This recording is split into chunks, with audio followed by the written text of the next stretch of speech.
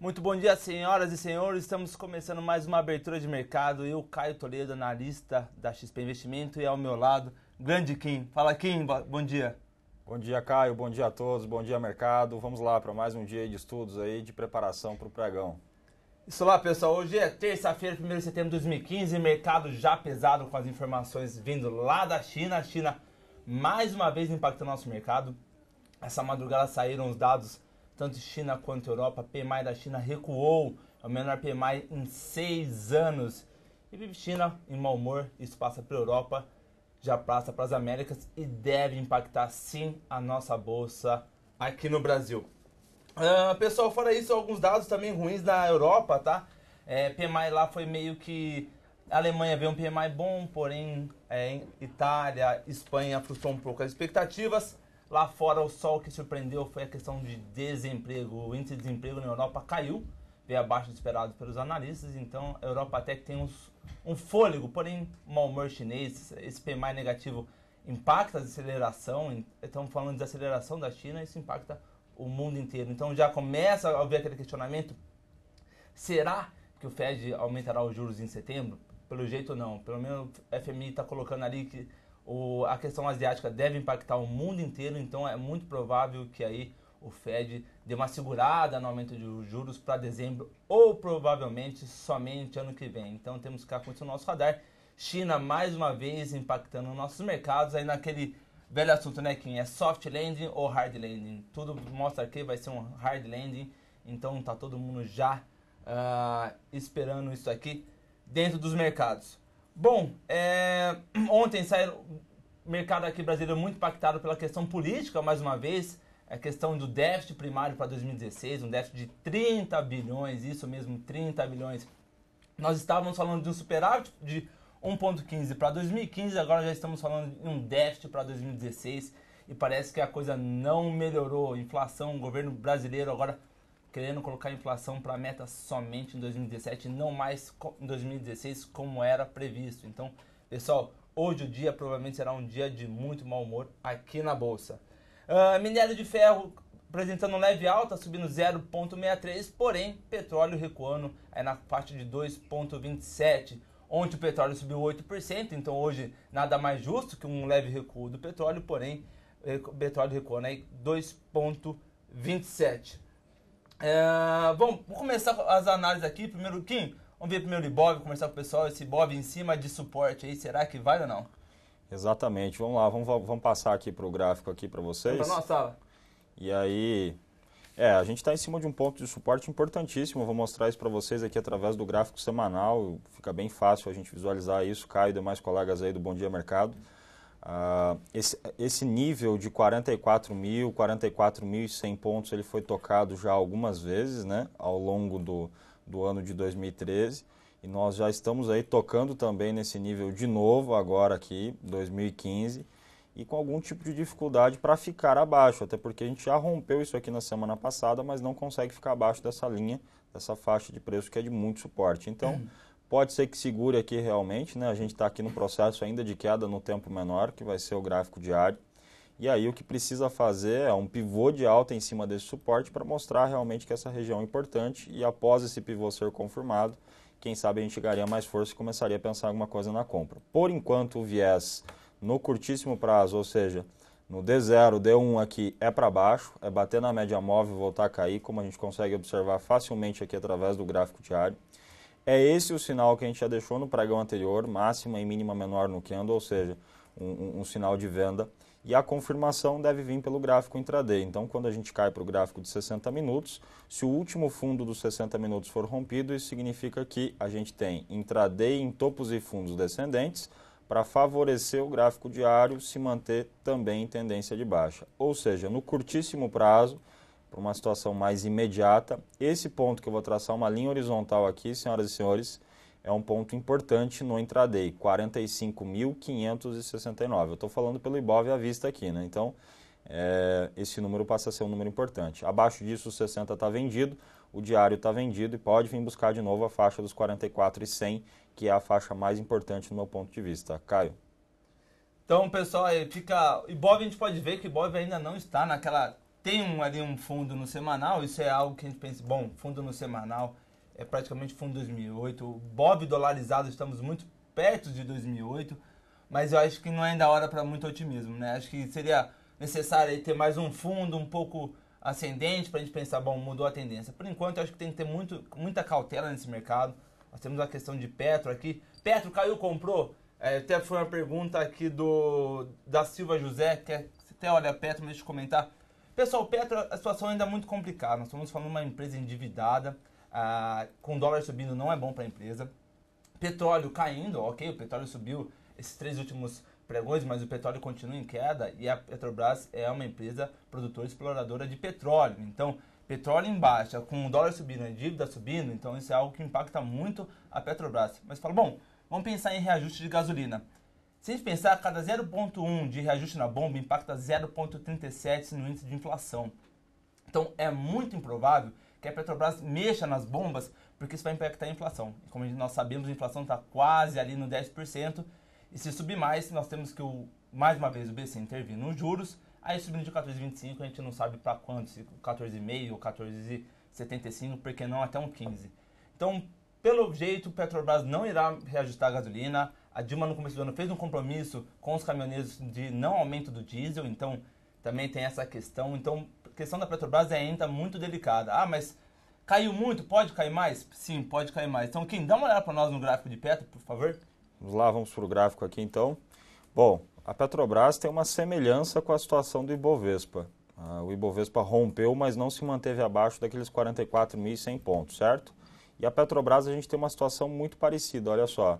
A gente tem um fundo que a gente formou aqui, né, em 2015, em janeiro de 2015, exatamente em R$ 8,20. Depois ela forma um outro fundo muito próximo a esse nível, em R$ 8,25, tá certo? E novamente faz um outro fundo aqui nesses níveis aí de R$ 8,00, certo?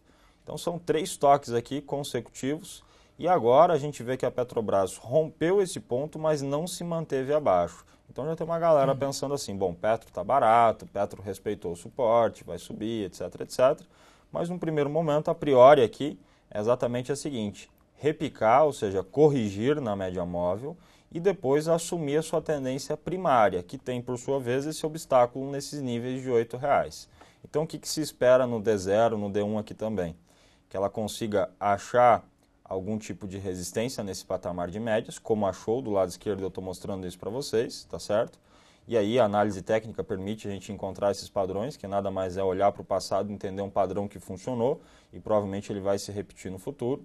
E aqui a gente vai imaginar para ela um novo teste dessa faixa dos R$ 8,00. Se ela romper, ela ganha espaço, cai muito grande para baixo. Eu acho que a projeção dela mínima passa a ser R$ 6,00. Eu não sei se ela vai lá ou não, mas eu também não duvido, eu simplesmente sigo o preço. Então abaixo de 8, eu acho que ela abre esse alvo. Não rompendo os R$ 8,00, aí a gente passaria a ter aqui um topo onde eu vou colocar uma linha horizontal, que passaria a ser uma referência boa para quem está otimista com Petro 4.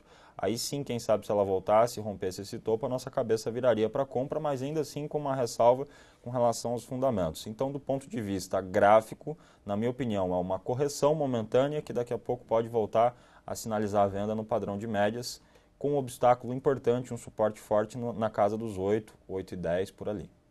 Então, pessoal, muita atenção à questão de Petrobras. Vamos ver se forma mais um fundo ali para a gente pensar em alguma compra, mas a tendência primária, como quem disse, é uma tendência ainda de baixa. O Kim, perguntaram para nós sobre Goal 4, o Bob Sharp perguntou sobre o Goal 4. Dá uma olhada para nós, por favor. Vamos ver Goal 4 aqui. Goal 4. Bom, é mais um ativo também que vem sofrendo há bastante tempo, né, Caio? E depois, não sei se você acompanha bem de perto os fundamentos dessa empresa, podia fazer também uma ponderação com relação a ela após a análise gráfica aqui. Olha esse gráfico aqui, pessoal.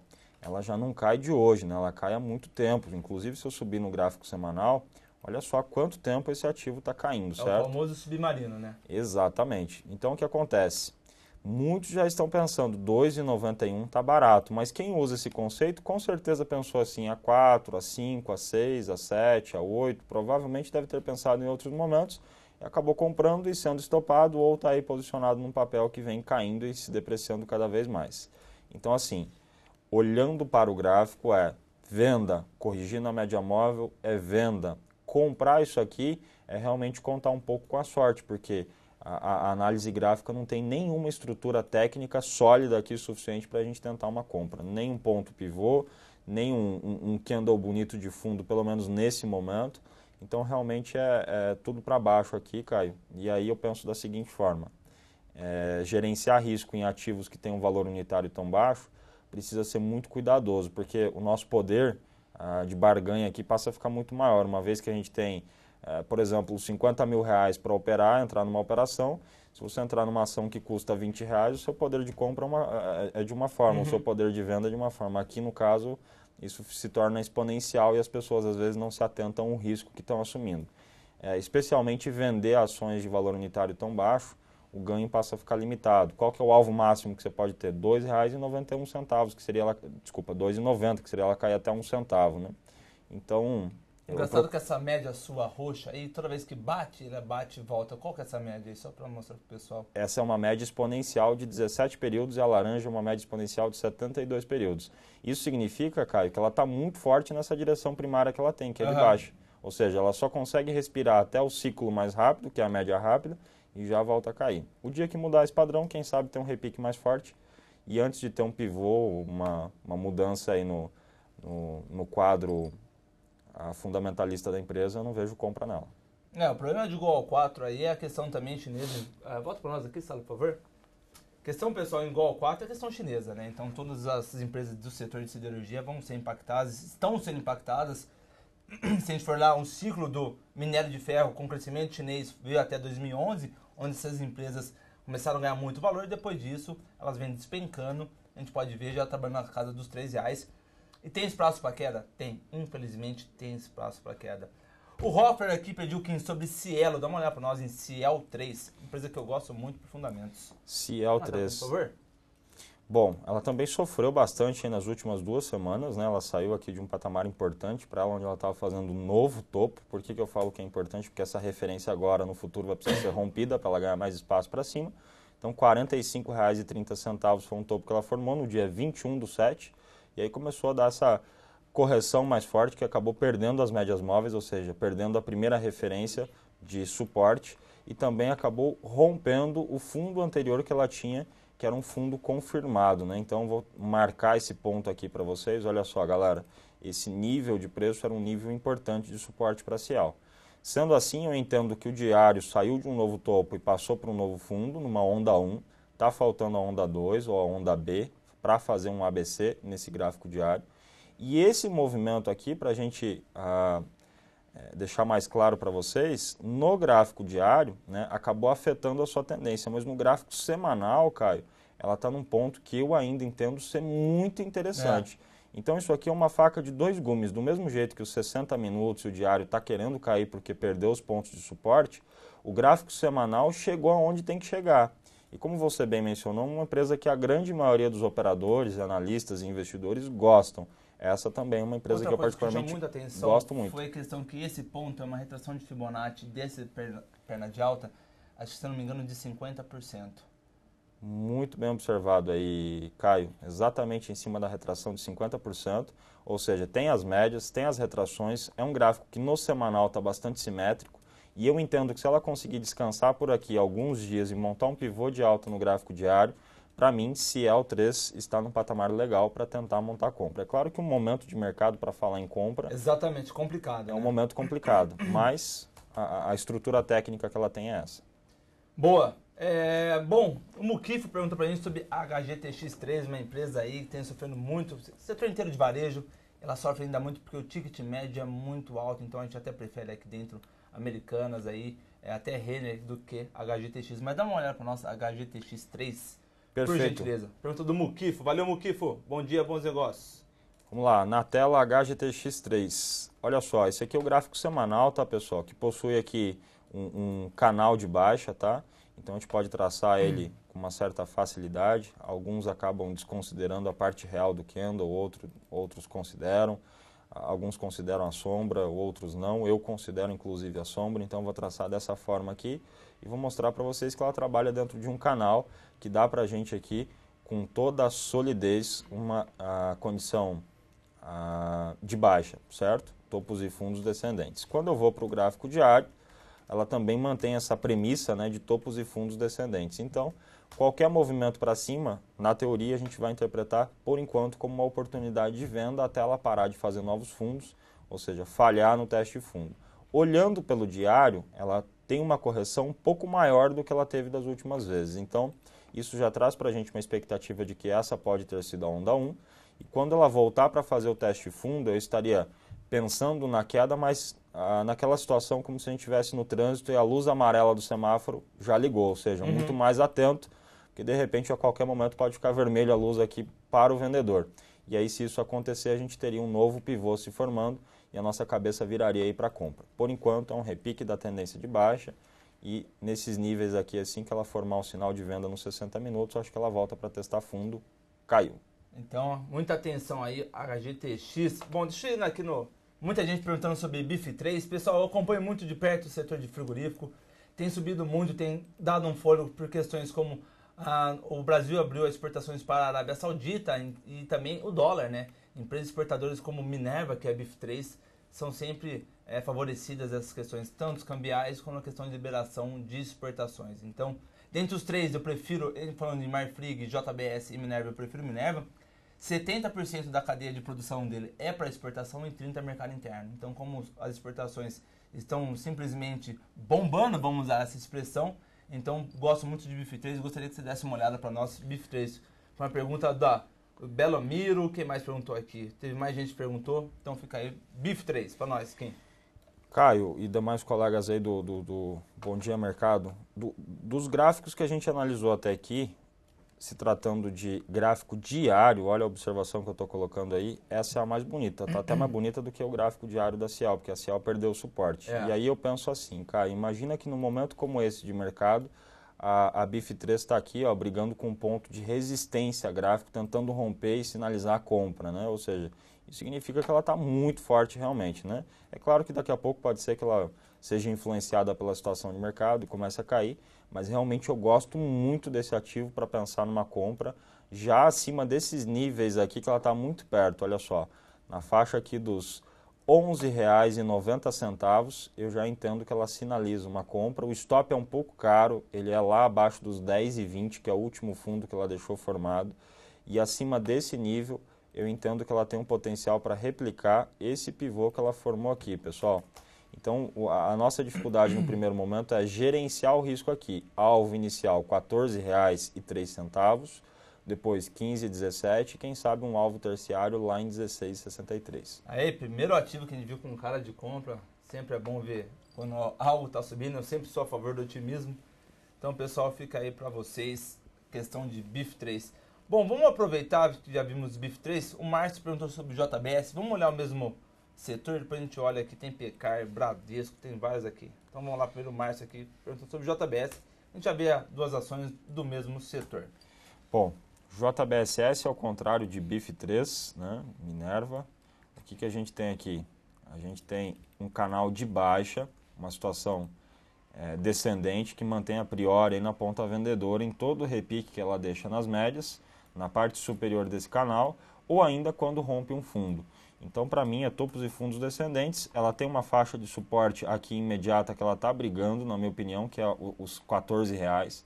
Abaixo dos R$ 14,00, a gente deve checar o gráfico semanal. E aí, no semanal, ao contrário do diário, que está em tendência de baixa, ele encontra-se em correção de uma tendência de alta. Então, é natural que ela tenha mais dificuldade para acelerar a queda nesses níveis que ela está aqui, por estar num ponto importante de suporte de médias do semanal. Então, assim, é um ativo bem complicado. Você quer comprar o semanal e quer vender o gráfico diário. Quando eles se alinharem ou para baixo ou para cima, eu acho que ela volta a dar operações mais generosas. Abaixo dos 14, eu entendo que ela pode vir visitar essa média de 72 períodos. Muito provável, né? Que por sua vez ali vai ser uma coincidência aqui, ó, de um antigo ponto de resistência virando suporte junto com a média móvel de 72 períodos. Então, abaixo dos 14, eu acho que ela pode descer pelo menos R$ 1,50 aí. Caio Toledo. Boa, Kim. Bom, pessoal, vamos começar a falar sobre bancos. Acho que todo mundo perguntando sobre bancos, Bradesco, BBAS. Vamos começar com BBAS, o público, depois vamos para o privado. Então, dá uma olhada para o BBAS para nós. Muita atenção, pessoal, com o Banco do Brasil, principalmente em momentos de crise em governos como o nosso, governos que tendem a intervir na economia, Banco do Brasil tende a tomar mais riscos do que os bancos privados, então muita cautela com os bancos públicos. Mas vamos olhar o gráfico de BBAS3, por gentileza. Muda para nossa sala. Perfeito, vamos lá. O que acontece com o BBS? Condição primária, abaixo das médias móveis, em topos e fundos descendentes. Aí a gente vai olhar para o passado e vai ver determinados padrões. Toca na média móvel, sente esse ponto e volta a cair. O que nós fizemos aqui muito recente, né? Na verdade, no dia 27, na semana passada, aí tocou na média móvel rápida de 17 períodos, já voltou a cair na sexta-feira. Ontem, mais um pregão negativo, então a gente já está ameaçando, colocando sobre ameaça esse fundo de R$ 17,12. E aí a união do movimento, né, depois de pronto, a gente vai ver esse resultado aqui, ó, uma onda de tendência e uma onda de correção. Quando o BBAS romper 17,12, se é que vai romper, é o mais provável, né, porque a tendência é de baixo, ela provavelmente vai replicar um outro movimento como esse. Então, para mim, é venda, stop para quem está vendido aqui está em R$ 19,70 e ela abaixo dos 17,12 cai. Ela tem uma projeção segundo a amplitude de Fibonacci no gráfico diário para valores aproximados a esses aqui que eu vou mencionar, olha só. 14,59, 13,23 e 11,50. Até no semanal também tem ombro, cabeça, ombro ali, que tem muita gente comentando sobre esse ombro, cabeça, ombro em Banco do Brasil. Aí o alvo seria até maior, né? O alvo dessa... dá até medo. Exatamente. Até é difícil falar desse alvo porque parece que a gente vai ser mensageiro do apocalipse ou que a gente é aquele cara negativo, mas duvidar disso aqui não dá para duvidar, né, cara? Exatamente. Bradesco depois? Bradesco. Dá uma olhada para nós em BBDC. O André Luiz perguntou. Storelli também ó, pediu para olhar BBDC. Bom, olha que legal aqui também, né? Bradesco, mesma coisa, também topos e fundos descendentes, mantendo a sua condição primária de baixa, abaixo das médias móveis, em topos e fundos descendentes. E aí, mais uma vez eu falo, olha só o padrão que vem funcionando, bate na média móvel e volta a cair. Aqui de novo, bateu na média móvel também na quinta-feira, o mesmo gráfico igualzinho da BBAS, né? Na sexta-feira já fez máxima e mínima menor. Ontem nós tivemos um gap e largamos um doji. Se hoje a abertura fosse uma abertura positiva, por exemplo, um gap de alta, a gente poderia largar um BB abandonado de alta aqui. Mas eu acho que vai ser o contrário disso, a gente está com os futuros ali caindo um pouco. Então provavelmente o Bradesco deve também romper a mínima do pregão de ontem e continuar olhando para 21,75. Como a condição primária é de baixa, aqui o foco, sem sombra de dúvida até o momento, é manter stop em 25,06 e torcer para que ela mantenha esse objetivo de romper 21,75. Quando romper 21,75, o próximo alvo de Bradesco ganha o seguinte horizonte para alvos aproximados a esses aqui, olha só. R$18,92, R$19 por lá, depois R$17,26 e quem sabe um 15,15. Agora, só para fazer uma observação, Caio, é muito importante para buscar esses alvos, quando o ativo romper 21,75, no caso de BBS era outro valor, mas romper o fundo anterior tem que romper e ficar abaixo, né? Às vezes as pessoas acabam vendo o ativo romper, mas no pregão seguinte volta a ficar acima desse nível e aí eu acho que o suporte volta a ser válido, né? Então tem que romper e ficar abaixo dessa faixa de preço aí. Boa, por último vamos dar uma olhada em Itaú e TUB4, por gentileza, aqui a gente já fecha as rodadas de bancos. Pessoal, bancos todos sinalizando queda impressionante, semanal perdendo também. Muita atenção com bancos, todos, né? Então nós somos bancos para baixo, nós estamos falando de Petro para baixo. Então já a gente começa a olhar, opa, e esse Ibob? Se estamos olhando todos os ativos que pesam no Ibob, tendo cara de baixa, principalmente bancos, esse Ibob pode ser impactado hoje. Também depois eu vou falar sobre Ambev, que saiu comunicado ontem de noite. Então vamos olhar YouTube 4. Bom, vindo aqui para o gráfico de YouTube, também a gente tem o espelho de BBAS, o espelho de Bradesco também, topos e fundos descendentes, a condição primária aqui de baixa, ou seja, qualquer repique até o momento está sendo interpretado como uma oportunidade de novas vendas. Aí a gente olha para o lado esquerdo e vê que quando tocou nas médias ele voltou a cair, e olha aqui para o presente, quinta-feira também chegou na média, na sexta já deu o sinal de máxima e mínima menor, e ontem já confirmou de novo mais queda. Então, mesma coisa, está olhando para o fundo anterior, exatamente em 24,71. Se romper esse ponto, abre alvo lá para os seus 22,50, R$22 no primeiro momento. E para cima, o stop tem que estar aqui para quem está vendido em 28,73, na minha opinião. Se ele romper esse ponto, já é um sintoma de que algo mudou e ali sim começaria a fazer sentido abandonar as operações de venda. Pensar em compra, tá muito feio também. Pensar em compra eu acho difícil, até que ele construa uma estrutura gráfica aqui mais bonita, semanal muito feio, perdeu Muito suporte, média, fundo, realmente tem tudo para cair, só não cai se o mercado realmente melhorar muito.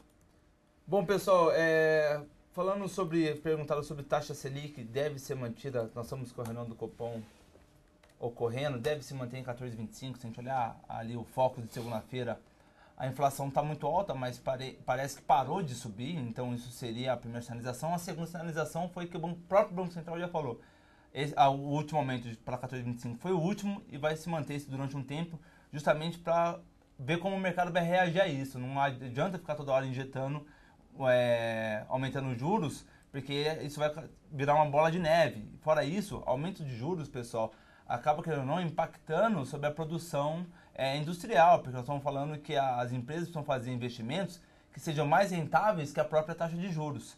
Então, muito provavelmente, os juros ficarão nesse 14,25. Há alguns que apostam que suba mais 0,25, mas eu particularmente acredito que deve se manter nesse 14,25, pelo menos até o fim do ano. 2016 já é um ano novo, podemos ter algo diferente já para 2016, mas por enquanto 14,25.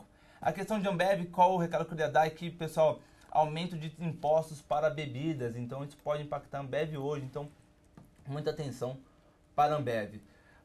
Kim, vamos mudar um pouco de setor, o pessoal pedindo sobre BRAP 4, o Luiz perguntou sobre BRAP 4, dá uma olhada para nós. Vamos lá, BRAP 4. Mesma coisa também, não é muita novidade a gente falar de ativo que está em queda, né? E aqui é outra, topos e fundos descendentes. A gente tem algumas linhas, uma mais inclinada, outra menos inclinada, que traz para a gente algumas referências aqui de resistência entre as médias móveis. Então, por volta dos 9,80, R$10 por aqui, ela toca a média laranja de 72 períodos e também toca nessas duas linhas de tendência de baixa. Então, por ali ela tem um ponto forte de resistência que faz sentido monitorar para uma nova venda. Por enquanto, ela vive um ciclo de correção da tendência de baixa, como eu posso mostrar para vocês que ela teve aqui em outros momentos também. Olha só, aqui corrigiu, depois voltou a cair, aqui teve uma onda muito parecida para montar o pivô de baixa. Lá do lado esquerdo a gente tem outras referências de correção também, e é isso que ela está fazendo. Então espera-se aqui nessa faixa dos 9,90 um ponto de resistência. Se essa resistência realmente for importante, provavelmente ela deve produzir um novo sinal de venda ali. Alvo, o fundo anterior, exatamente em 7,72. Pensar em compra não tem condição técnica ainda aqui. Nada, né? Kim, PKR4, setor de varejo também, PKR4 perdeu uma lateralização no semanal maravilhosa, derreteu. Quer dar uma olhada aí no gráfico, por gentileza? O Tigre pediu sobre PKR. Vê para nós, por favor. Esse suporte do semanal esse suporte do semanal aqui era um suporte importantíssimo, né? Que ela segurava desde 2013 ali, né, Caio? E acabou rompendo esse ponto, cara. E vem para uma queda aí desse último topo até o fundo que ela está, para um ativo desse valor, né, de 43%, 43,5% aproximadamente. Então, quer dizer, bastante contundente aqui essa queda aqui da nossa amiga ilustríssima Peccar. Então, topos e fundos descendentes no semanal, tendência de baixa, topos e fundos descendentes no gráfico diário, tendência de baixa.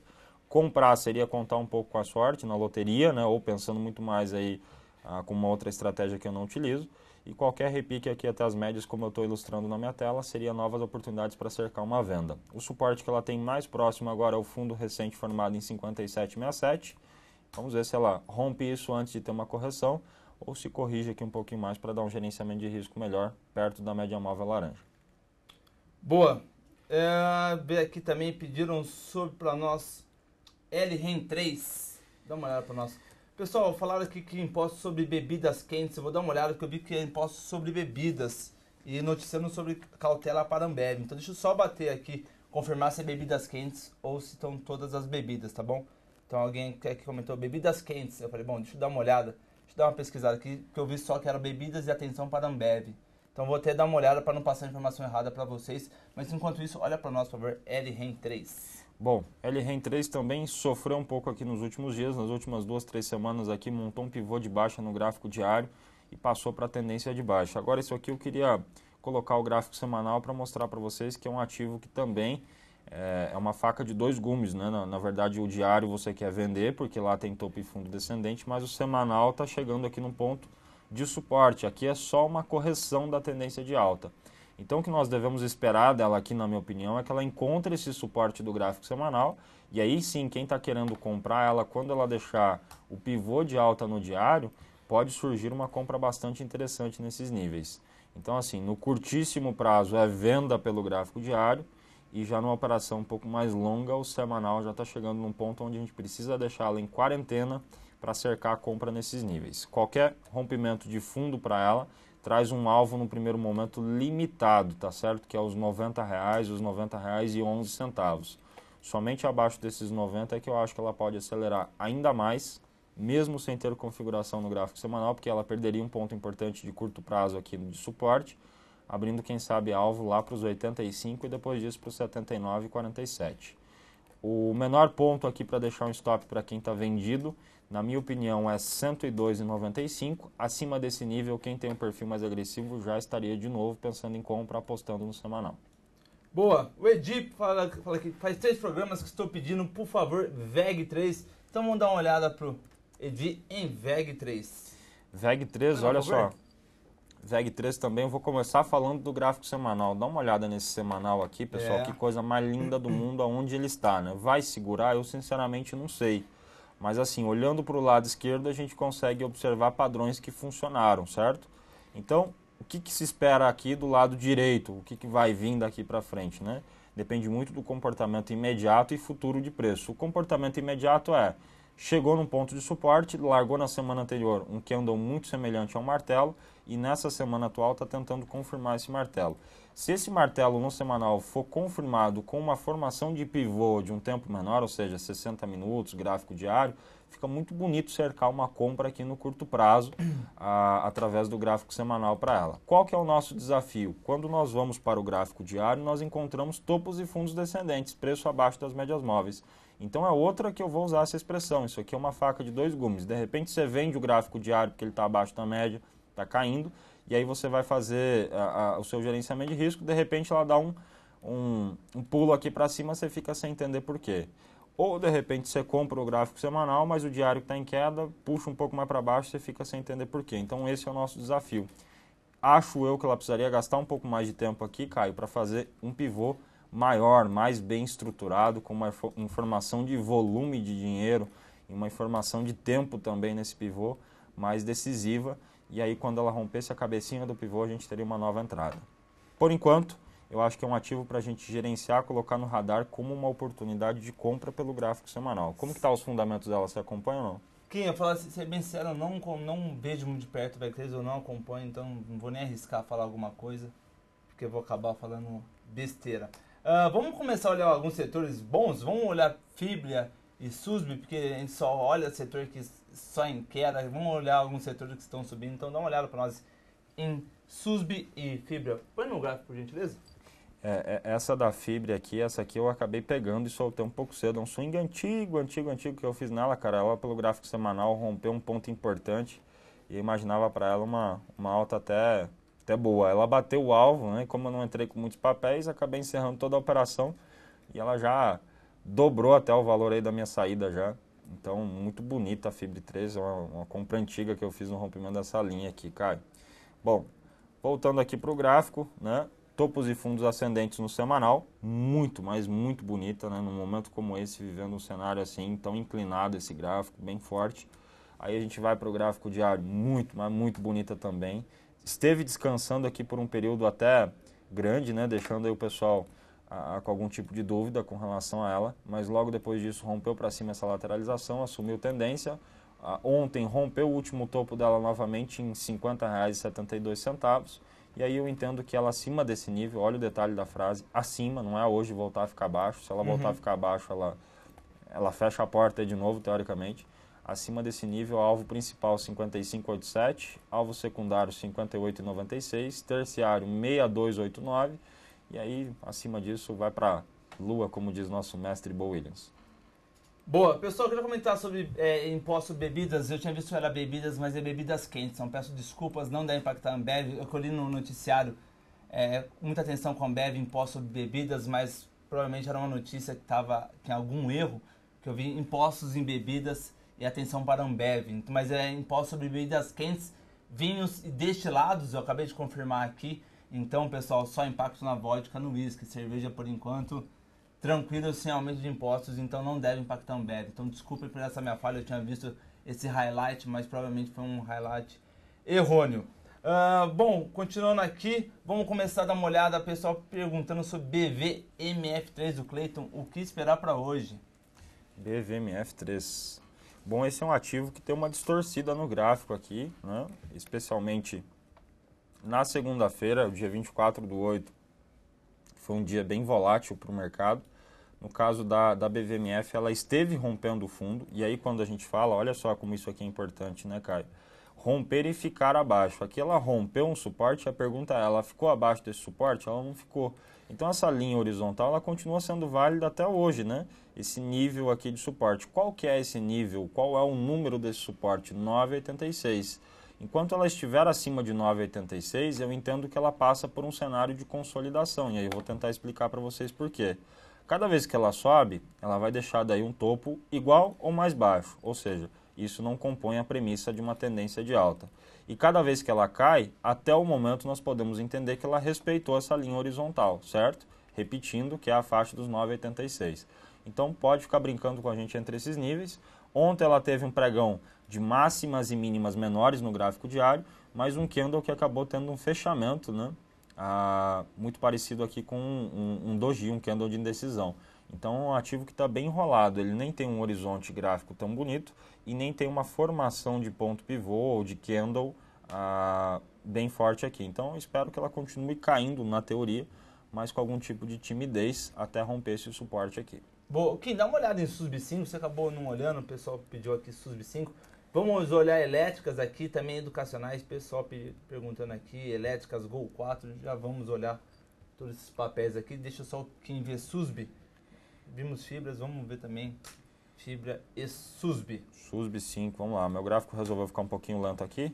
Opa, parece que agora foi. Beleza, maravilha, vamos lá. Então, SUSB, muito bonita também, ela teve um período aqui onde ela assustou a galera, perdendo o fundo do gráfico diário, mas isso, como eu já falei em alguns ativos, acaba ficando com esse sintoma que eu uso essa expressão de faca de dois gumes, né? Então esse ponto que eu estou circulando era um novo fundo no diário, porém era o semanal chegando no ponto de suporte. E depois disso o semanal joga outro movimento para cima, o diário vem e rompe o topo. Aí ela passa de novo por um ciclo aqui um pouco enrolado, né?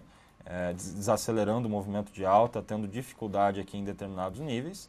E aí eu vou citar os níveis que ela tem agora de pontos decisivos para sinalizar de novo que volta a subir para buscar o topo. 17,45 é um topo importante do gráfico de 60 minutos. Acima desse nível, intraday volta a colocar o diário sobre ameaça em R$ 18,12. E quando 18,12 for rompido, a gente teria um horizonte muito bonito para compra no gráfico diário de SUSB 5. Como ela deu uma desacelerada aqui, Caio, o ponto mais importante de suporte é o 15,61. Se ela perder 15,61, ela também diz que aquele ponto que eu circulei aqui anteriormente pode entrar em ameaça, que é os 13,72. Então eu ficaria de olho para cima no 17,45 e para baixo no 15,61. Boa, Kim. Vamos falar também elétricas. O Sarmento perguntou aqui, elétricas, Elet 3. Dá uma olhada para nós, por gentileza. Elet 3. Exato. Bom, vem sofrendo também, né? Isso aqui também teve em vários momentos aí bastante dificuldade por conta de algumas decisões que o governo tomou, né?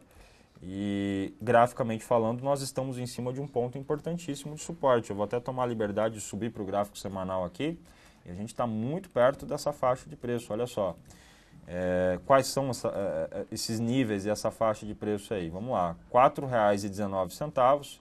Um pouco para cima em 4,65 e o ponto imediato que ela já se encontra 4,81, ou seja, ela está 4,98, esteve aí recentemente brigando com 4,81, ela chegou a 4,84. Se ela perder o 4,81, ela abre alvo em 4,30 por lá e depois disso aqueles R$ 4,17 por lá, esses níveis de preço são bem importantes para ela. Como esse ponto é um ponto antigo de suporte, a expectativa é que ela vá respeitar. Enquanto ela respeitar esse suporte, no gráfico semanal ela vive uma consolidação.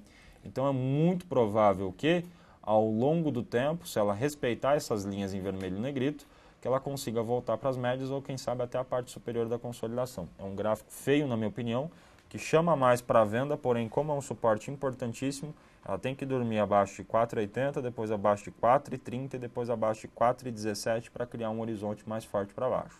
Boa, aqui o Alex pediu IVEN3, dá uma olhada para nós, EVEN3, por gentileza. Também vem sofrendo há bastante tempo Também aqui, sofrendo né? há muito tempo. Exatamente, olha só, topos e fundos descendentes, preço abaixo das médias móveis, tendência primária, queda. Todos os toques que deixou na média aqui, olhando pelo semanal, foi oportunidade do quê? De vender. Então, a gente vai esperar que aquilo vá replicar outra situação como essa. Então, está chegando nas médias, está chegando a hora de colocá-la em quarentena e monitorar uma nova venda. Gráfico diário, diminuindo a periodicidade. Diário passa também por uma correção. Não é um ponto pivô, na minha opinião, isso aqui é um pivô do gráfico de 60. Então, um respiro que ela está tendo aí, provavelmente para daqui a pouco tentar voltar a testar fundo. Eu só começaria a comprar esses ativos que têm essa configuração quando realmente montar uma falha de fundo. Uma nova tendência, né? Uma nova tendência, exatamente. Quem vamos mudando agora, vamos olhar um pouco de educacionais. O senhor me perguntando sobre Croton. Dá uma olhada para nós em Croton, por gentileza. Vamos lá, CROT 3. Põe para nós na tela, por favor. Boa. Também aqui, né, Caio, abaixo das médias, está ameaçando o último fundo aqui, um fundo bem recente, diga-se de passagem, né? Esse fundo ela formou no dia 10/8 e ela está brigando com esse patamar de preço. Eu lembro que o André deu um call de venda nela aqui, nesse ponto de médias móveis, e agora ela perdendo essa faixa aqui de preço, esse fundo anterior, sinaliza ainda mais queda. Então, abaixo de 8,40, eu acho que CROT 3 starta outra venda graficamente falando. Stop é um pouco longe para ser técnico, ele está lá em 10,19 pelo gráfico diário. Pelo gráfico de 60, eu acho que pode ser 9,31. Esses seriam os dois stops para tentar buscar a seguinte projeção, Caio. Onda de tendência, onda de correção. Rompendo o fundo, sinaliza outra onda de tendência com potencial. Enquanto, olha o detalhe do que eu vou falar, a gente abaixo de 8,47, abrindo espaço para 6,54. Exatamente. Agora, vendo aqui, Ecor 315, tem alguma coisa para Ecor 3? O pessoal também perguntando aqui sobre o ativo. Ecor 3 também em tendência de baixa, tendência primária e topos e fundos descendentes, passa por uma onda de correção e olhando aqui para os pontos que ela tocou na média móvel, também deixou oportunidade de venda. Vamos ver se ela consegue respeitar aqui mais uma vez as médias móveis e sinalizando topos e fundos descendentes no gráfico de 60 minutos, ela vai deixar para a gente aqui um bom ponto para vender. Comprar a Ecor 3 aqui, eu acho que é só após ela gastar alguns dias sem romper o fundo anterior e voltando a subir para romper a cabeça de um pivô de alta. Ou seja, a gente não tem esse padrão técnico agora, precisamos ter paciência se o foco for compra. Então vamos lá, pessoal, depois dessa rodada aqui de gráficos, vamos falar também um pouco de fundamentos. Nosso estrategista-chefe, Celson Plácido, já está no estúdios. Eu vou chamá-lo aqui para falar um pouco sobre fundamentos, comentar um pouco as questões chinesas, impactando os mercados aqui, e também petróleo em queda. Muito bom dia, Celson. Bom dia, Caio. Bom dia, pessoal. Hoje é terça-feira, 1º de setembro. Agosto ficou para trás com a forte queda aí na Bolsa, mas hoje não é um dia também agradável para as bolsas, né? Os futuros nos Estados Unidos caíram mais de 2%, principalmente aí motivados pelos dados chineses, né? O PMI na China apresentando novamente, decepcionando o mercado. Petróleo, né, para outubro caiu mais de 3%. Tem que lembrar só que o petróleo quinta, sexta e ontem se recuperou e hoje deve impactar negativamente aqui justamente nas ações da Petrobras. Fora isso, né, a pauta política é bastante cheia, né, até rumores aí novamente que o Tombini poderia sair do Banco Central se tirasse o status dele, né, de ministro, né, o Ministério do Banco Central. Então, quer dizer, a situação também já se discute, será que o Levi vai permanecer ou não? Tem rugas aí, né, rumores junto ao Nelson Barbosa. Então, assim, quem viver verá, mas isso a gente vai entrar no detalhe daqui a pouquinho, Caio. Isso aí, Celso. Eu queria comentar essa questão do 30 bi ontem anunciado pelo governo. Você acha que vai ter impacto hoje? O mercado deve reagir de um certo mau humor? O que está achando? Como deve ser isso para hoje? Eu acho que os 30 bi eles saíram durante a tarde, né? Por volta de 3 e pouco. O mercado nem mudou muito nesse sentido. Eu acho que não. Eu acho que hoje não impacta. Está impactando muito mais lá fora, né? A aversão a risco por conta da China. E as bolsas como um todo sofrendo bastante. Agora, a parte aqui que tem que se destacar é a parte política, né? Que tem uma pauta aí bastante elevada. E essa discussão, Levi, Nelson Barbosa e o próprio Tombini. Será que a Dilma fica isolada ou não? Foi até um questionamento. Imagina se o Levi sai e o Tombini, né, resolve sair também. Quem é que a Dilma coloca? Como é que fica a situação do país? São questionamentos que a gente pode tentar tratar justamente mais tarde, né, em outros fóruns de discussão. Boa, Celso. Eu queria também ver um pouco sobre questão de papéis. Petróleo, o que você está achando dessa Petro? Tem mais espaço de queda? Chegamos próximo ao fundo? Ou essa Petro agora vem para o pré-sal? Não chegamos no fundo. O problema maior da Petro, né, primeiro, é uma empresa de petróleo. Então, petróleo em queda afeta a companhia, afeta seus resultados. E a outra é o dólar em alta, porque uma dívida corporativa de 415 bilhões de reais, sendo 73,5% atrelados ao dólar. A gente já viu aí, nesse trimestre, em relação ao fechamento do segundo tri, o dólar sobe mais de 15%. A sua dívida vai subir e, óbvio, que vai impactar negativamente esse terceiro tri. A gente acredita que nesse terceiro tri, a dívida líquida sobre EBITDA nada mais é o seguinte: se ela pegasse, não investisse mais, pegasse toda essa geração de caixa e pagasse a dívida, ela demoraria mais de 5 anos. A gente acredita que essa alavancagem financeira, dívida líquida sobre EBITDA, deve superar 5 vezes. Quer dizer, fica iminente aí uma discussão sobre aumento de capital. O problema é que o governo não tem dinheiro para colocar na companhia. Imagina ter que colocar 30 bilhões de reais na companhia. Quer dizer, já está para perder o grau de investimento. Se fizer isso, é mais um problema sério aí para o governo. Então, Petrobras segue aí em tendência, né? Olhando por fundamento, ainda não se achou o fundo do poço, ela segue indo buscando o pré-sal. Boa, Celso. Então, pessoal, eu queria agradecer a presença de todos, me despedir. Kim, muito obrigado pela sua presença. E já passo a bola para o Celso para a nossa reunião matinal. Grande abraço a todos. Obrigado, Caio. Aqui a gente continua falando, a gente vai entrar num detalhe maior justamente sobre essa pauta econômica, sobre os dados também na China piores do que o esperado e até também, né, a secretária executiva, né, peraí, deixa eu dar uma colada aqui, sobre Estados Unidos e falando sobre desaceleração, a Lagarde falando sobre desaceleração chinesa, não vai mais liderar a China o crescimento econômico mundial. E aí, óbvio que gerou aí uma aceleração aí nas vendas e aversão a risco no mundo como um todo, né? A China vem pesando no mercado, a gente vem falando dessa desaceleração, preço do minério, preço do petróleo também e, obviamente, que impactam nossas commodities. Por exemplo, hoje saiu uma notícia de que o minério, os royalties do minério no Brasil representam 25% menor ano contra ano e está no menor patamar desde 2010. É óbvio, o preço do minério não para de cair, o preço do petróleo também significa menores royalties para o governo, menor arrecadação para o governo. Mas para falar sobre tudo isso, sobre a agenda aqui e lá fora, sobre os PMIs na China, sobre os dados econômicos até na Europa também e sobre a agenda econômica local, eu convido aqui o Gustavo Cruz. Bom dia, Gustavo. Bom dia, Celso. Bom dia a todos. Pois é, a gente teve uma manhã bem cheia, bem inesperada, concentração de dados, tanto positivos quanto negativos. Começando pela parte da Europa, a gente teve uma parte que ficou feliz com a taxa de desemprego da zona do euro que recuou. Ela chegou a 10,9%, é o menor valor desde 2012, ela estava em 11,1%, foi bem comemorado por uma parte da Europa. Mas a outra ficou bem desapontada com os dados do PMI industrial da zona do euro, que eles recuaram. Ainda estão acima da base dos 50 pontos, que é aquela que divide entre se o mercado está esperando uma expansão ou uma retração. Ela foi de 52,4 em julho para 52,3, então uma ligeira baixa, mas de qualquer jeito os mercados ainda estavam, que nem o Celso falou, impactados pela China. O que a gente teve hoje na China foi o PMI justamente, a gente teve os dados de PMI, os oficiais do governo e os da Markit, e eles diferenciaram um pouco, os do governo foram um pouco, ambos tiveram queda, mas os do governo vieram um pouco melhores, então mais uma vez é aquela parte do mercado que olha para os dados da China e fala que quando os dados são oficiais você não pode confiar 100%, mas em resumo o PMI composto da China, que é aquele que abrange tanto a parte da indústria quanto de serviços, ele passou de 50,2 para 48,8, é o menor patamar desde fevereiro de 2009, então desde os tempos da crise o PMI composto não chega a um patamar tão baixo.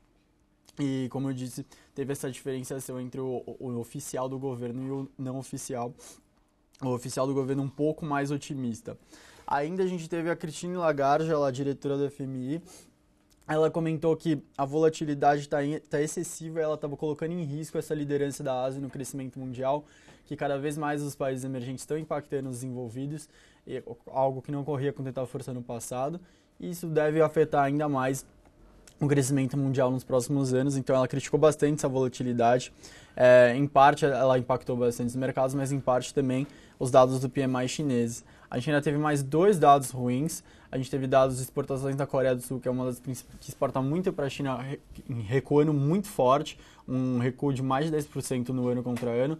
Então, se a Coreia do Sul está recuando isso nas exportações, também significa que as importações por parte da China estão caindo na outra ponta para a Coreia do Sul, mostrando mais um outro indicador, mostrando uma desaceleração da economia chinesa. E a gente ainda teve também alguns dados de Macau mostrando mais fraqueza na economia chinesa. Indo para a parte doméstica, não me estendendo mais tanto na parte internacional, a gente hoje tem na pauta política a votação no Senado da parte da repatriação de recursos, lembrando que ela pode trazer uma arrecadação em torno de 100 bilhões de reais, com os recursos que podem ser repatriados, e na parte da Câmara, o Super Simples deve ser votado também hoje. A gente teve ontem a Dilma sancionando a desoneração da folha, lembrando que algumas alíquotas vão passar de 1 para 2,5%, essas são as dos setores da indústria, e a parte do setor de serviços, ela passam de 2 para 4,5%. A Dilma só vetou um ponto, que foi aquela que daria uma alíquota diferenciada para o setor de vestuário, ela teria uma alíquota de 1,5%, e a Dilma rejeitou esse veto. Ele agora vai para o Senado, vai para o Congresso para ver se eles vão aprovar ou rejeitar esse veto da Dilma. Ontem, como a gente falou, a gente teve o orçamento para 2016, alguns pontos importantes. Por um ponto, é importante que o governo reconheça e não fique adiando entregar a verdade, mas ainda assim o mercado olhou para o número de um déficit de 0,34% para 2016 e ainda acha que talvez o déficit seja ainda maior, que com essa não volta do CPMF, com a arrecadação cada vez menor, esse déficit pode ser ainda maior, pode ser superior. Outro ponto foi um destoamento um pouco do que o Banco Central tem falado, de já levar a inflação para o centro da meta em 2016. O governo acredita que ainda não conseguirá chegar em 2016. Eles acreditam que 2016 seja 5,4% alta nos preços, e só assim em 2017 a gente chegaria aos 4,5% novamente. Então, um pouco de turbulência, como o Celso falou, o Alexandre Tombini parece mais insatisfeito, um dos que não estava comentando, pelo menos não surgia a imprensa que estava insatisfeito, novamente também, agora mais um ponto ruim para a governabilidade da presidente Dilma. Hoje a gente tem ainda no foco local a balança comercial de agosto, ela deve vir melhor do que a de julho, um superávit que de julho foi 2,37 bilhões, deve ir para 2,9 bilhões, o Brasil bem favorecido por esse câmbio um pouco mais valorizado e também com a atividade um pouco mais fraca, reduzindo um pouco as importações. Eu vou devolver agora para o Celso, espero que todos tenham um ótimo dia e a gente se vê amanhã. Com você, Celso. Obrigado, Gustavo. Por aqui, vale a pena falar justamente do fluxo aqui na casa. Ontem os locais terminaram o dia net vendedores em 6 milhões de reais. Destaque na compra de Ambev, Vale 3, Vale 5, Klabin 11, Itaúsa. Destaque na venda Itaú, Banco do Brasil, Vivo, BBTG 11 e Dufre, DAGB 33. Nas duas pontas, Bradesco, Suzano, Equatorial, Cielo e Ultrapar. Os estrangeiros terminaram um dia impressionante, net vendedores em 293 milhões de reais. Um basket de venda pelos estrangeiros. Destaque na venda, Ambev, Brasil Foods, Itaú, Bradesco e Petro 4. Nas duas pontas, JBS, Fibra, Vivo, Raia Drogasil e Suzano. No fluxo a monitorar hoje, petróleo, poucas notícias corporativas. Vale a pena falar do petróleo aqui, em queda hoje mais forte. Ontem se recuperou, por isso que as ações da Petro apresentaram uma melhora ontem, na sexta-feira e na quinta também. Mas a tendência do petróleo é de queda, principalmente com os dados piores do que o esperado. Isso aí, a gente permanece cético com Petrobras e short na nossa carteira semanal. Braskem anunciando um aditivo do contrato de nafta para a companhia. Ontem as ações subiram mais de 4%, muito provavelmente por conta disso. A gente segue cético também com o setor petroquímico, principalmente por um consumo menor. Fora isso, a gente tem os dois controladores, Odebrecht e Petrobras, tendo que desinvestir de ativos. Provavelmente Braskem será um deles. Aí pode pressionar o preço da ação ainda mais para baixo. Hoje tem a Assembleia Geral Extraordinária da Oi sobre a incorporação da Telemar. Está tudo no nosso relatório matinal de hoje. E vale destaque aí sobre a Sabesp, quanto é que ela arrecadou da tarifa de contingência, 85 milhões de reais, ainda é muito pouco para um ativo que vem passando por esse problema, crise hídrica no estado de São Paulo. A gente também não recomenda exposição a ativo. Fora isso, ontem à noite a Raízen, controlada pela Cosan, anunciou a readequação da estrutura de capital e uma possível emissão de 1,5 bi do aumento de capital, sendo 1,340 bi de ações ON. Isso deve pressionar o ativo também no curto prazo. Mais um ativo também fazendo agora agrupamento de ações. Todo mundo querendo deixar de ser penny stocks, ou seja, ações que negociam a centavos, porque a Bovespa não quer permitir mais. Mas agora a Vanguarda Agro, VAGR3, que informou, né, que a proposta será submetida à Assembleia Geral Extraordinária para agrupamento das ações, né, obviamente porque ela está valendo ali centavos, aí teria que valer pelo menos R$1 para cima.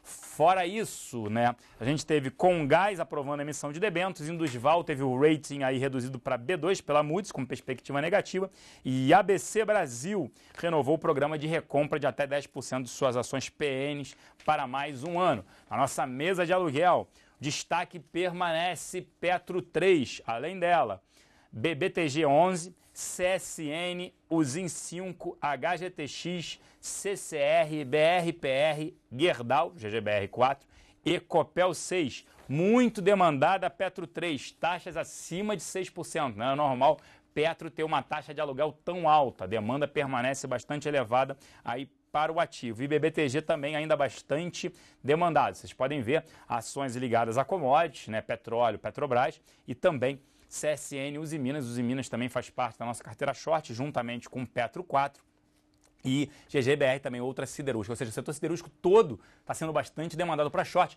Lembrando que na quarta e quinta-feira da semana passada, a GGBR chegou a subir nesses 2 dias impressionantes 20%. Teve uma zerada de short, muita gente reduzindo posição pelo fraco desempenho aí da ação nos últimos 12 meses. A ação caiu bem, sofreu bastante nesse período. Olhando, né, a posição short sobre o free float, os Usim 5 atingindo 18,10%, BRPR 15%, Tecnisa 15%, CSN 12% e Magazine Luiza 10%. Esses são os principais ativos, né, em relação aí à posição short sobre o free float. Tem que ficar de olho, que é óbvio que pode ter em alguns momentos um squeeze, mas a gente segue short em Usim 5. Eu quero saber aqui, produção, eu vou poder passar para o Thiago Salomão ou não? Quanto tempo eu tenho para passar? Mais um pouquinho, eu continuo aqui. A gente segue cético ainda, investimento em bolsa, ainda com cautela. O cenário segue desafiador, não só o político e econômico do mercado doméstico, como também agora a gente tem um problema global, que é aí a China, né? Nós somos 50% do minério exportado do Brasil vai para a China. Então a China é a grande consumidora e vem se desacelerando fortemente. O questionamento agora é para ano que vem, o PIB de lá vai ser 6 ou 5,5, mais próximo a 5. Isso é bastante relevante, né? E aqui a gente vive essa recessão que para a gente deve ser de 2,7% esse ano e ano que vem uma recessão de 1%. Taxas de juros seguem elevadas. O que vale a pena é aproveitar, obviamente, esse investimento em juros, diversificar, dependendo do seu perfil, ter uma exposição a dólar também e aproveitar que na XP você pode diversificar até com os investimentos internacionais, a internacionalização do seu portfólio, da sua carteira. Cheque com a gente, tem um relatório de alocação, onde a gente fala muito sobre isso. O relatório deve sair, o novo relatório sobre setembro deve sair até o final dessa semana. Amanhã, no XP Connect, a gente vai falar um pouco sobre esse relatório de alocação. Perfil conservador, moderado agressivo e também agressivo. Em bolsa, o price earnings, né, o preço sobre lucro da bolsa, está negociando ali na casa de 10,2, 10,3. É a média histórica. A gente acha que bolsa permanece num preço ok, nem barato, nem caro, mas alguns ativos chamam bastante atenção. É o caso de Itaúsa, negociando abaixo de 6 vezes lucro, extremamente barato, com 17% só de prêmio ao seu patrimônio, com um retorno do seu patrimônio acima de 24%. Seria se a ação estivesse precificando aí um ROI, um retorno do seu patrimônio de 16%, sem crescer mais PIB no Brasil. A gente não espera, obviamente, que isso aconteça. Se isso acontecer, é um desastre. A bolsa teria que cair, sei lá, para 30 mil pontos, mas a gente não espera que isso aconteça. Então, uma boa oportunidade é em Itaúsa. E também via produtos estruturados. Se você não tem receio de entrar no papel, porque ele pode sofrer mais, entre através de Fence via produtos estruturados. Compre o ativo e monte uma Fence. Fale com o seu assessor. Agora, vamos lá, vamos passar aqui para nossa pauta Infomoney. Eu vou chamar aqui o Thiago Salomão para falar da Infomoney, a sua pauta. Bom dia, Thiago. Bom dia, investidores. Essa terça-feira, 1º dia de setembro, eu esperava que ia começar com um pouquinho mais de otimismo, mas realmente o mercado não está dando muitos motivos para ter um mês de setembro melhor do que foi agosto, né? Só lembrar que agosto foi o pior mês da Bolsa em 2015. E o mês já começou com os dados da economia chinesa mostrando que o gigante asiático está desacelerando de fato. E na pauta política aqui dentro, muito mais notícias negativas do que positivas. Os rumores de permanência do Levy de possível queda do Levi começam a aumentar, ele já se mostra cada vez mais decepcionado, as medidas que ele queria colocar em prática não estão funcionando ainda, ou melhor, não foram aprovadas, falta um pouquinho de molejo político para o ministro da Fazenda e, de fato, as coisas não estão indicando para um cenário muito positivo em setembro, Celso. Eu diria ainda, Salomão, não só o Levi, né, o Tombini também anunciou, né, a pessoa falou, é rumor ontem, foi negado pela assessoria dele, ele falou que se perder o status de ministério, o Banco Central, ele poderia sair. É verdade. Então tem o Tombini. Já imaginou uma situação, hoje de manhã eu fiquei me questionando sobre isso, já imaginou, Levi e o Tombini saem? O que a Dilma faz? Não, e o pior é que a grande crítica que estão fazendo é que o Levi não conseguiu blindar o governo o país de perder o rating, né? Mas acho que foi a grande conquista dele, né? O que de fato que ele não está conseguindo é aprovar as medidas de austeridade, mas também não depende só dele, né? Isso, concordo. Fora isso que você citou, setembro começa como terminou agosto. Petróleo em queda, China reportando dados mais fracos do que o esperado, ou seja, o cenário segue bastante desafiador para a Bolsa. A gente falou isso aqui, cautela, recomenda sempre proteção, quer manter sua carteira, mas faça via proteção. Eu vou passar para você, Salomão. Obrigado, um bom dia a todos. Muito obrigado, Celso. Bom, está começando o InfoMoney na Bolsa, seu giro diário de notícias com tudo o que você precisa saber para investir nesse primeiro dia de setembro. Vamos dar uma olhadinha como é que está abrindo o mercado. O dólar futuro já está mostrando alta de 1,35, enquanto o Ibovespa futuro já marca uma queda na faixa de 2,5%. Para quem já está acompanhando o InfoMoney, a gente já noticiou que a Petrobras já está caindo mais de 4%, os ADRs da Petrobras negociados na Bolsa de Nova York. Além da queda do petróleo que a gente já mencionou, o BS soltou um relatório hoje cortando projeção de lucro da Petrobras, cortou em 80% a projeção de lucro para esse ano, também cortou para 2016. Mas os destaques corporativos eu vou deixar com a Paula Barra. Antes disso, quero passar rapidamente do noticiário que deve agitar o mercado financeiro hoje, né? Saiu uma bateria de indicadores na China. O PMI mostrou mais um resultado decepcionante. A gente já vinha alertando sobre esse indicador desde a semana passada. O PMI de manufatura de agosto foi de 49,7. Era estimativa, mas mostra o pior resultado em 3 anos. O resultado anterior havia sido de 50. Lembrando, PMI, 50 pontos para cima, expansão, 50 pontos para baixo, retração. Ou seja, a economia chinesa mostrou retração no setor de manufatura no mês de agosto. E o PMI Caixin de serviços foi de 51,8, o anterior tinha sido 53, foi de 51,5, o anterior 53,8, mostrando uma queda na aceleração, né? E os dois resultados no PMI composto mostraram um somatório de 48,8, vindo de 50,2, menor patamar desde fevereiro de 2009. O Yuan, né, a moeda chinesa, sobe depois do Banco Popular da China elevar a taxa de referência. E a Lagarde, diretora-gerente do FMI, também falou um pouco de China, disse que o fundo que espera o crescimento da economia global, ele espera que o crescimento da economia global se enfraqueça e que a Ásia está sujeita a desacelerar ainda mais em função da recente volatilidade dos mercados financeiros. Bom, grande preocupação com a Ásia, Ibovespa futuro já caindo na faixa de 2,5, a bolsa ainda está abrindo, então o Ibovespa ainda está relativamente estável. Bolsas asiáticas caíram mais de 1%, com o Nikkei caindo 3,8%. Bolsas europeias caem mais de 2%. Petróleo cai na faixa de 3% a 4%. Ontem ele disparou 8,8%. Depois os estoques no mercado americano apontarem queda. Oferta e demanda, o mercado de petróleo não tem muito segredo, né? Com a queda dos estoques, ajudou a alta dos preços, né? E o minério de ferro registrou uma leve alta de 0,67%. O minério de Qingdao. Bom, passando para o noticiário político, vou tentar ser bem rápido porque tem muita coisa. Eu acho que o grande destaque ficou com o orçamento do governo, que foi divulgado ontem, e prevê um déficit de 30,5 bilhões de reais, o equivalente a 0,5% do PIB.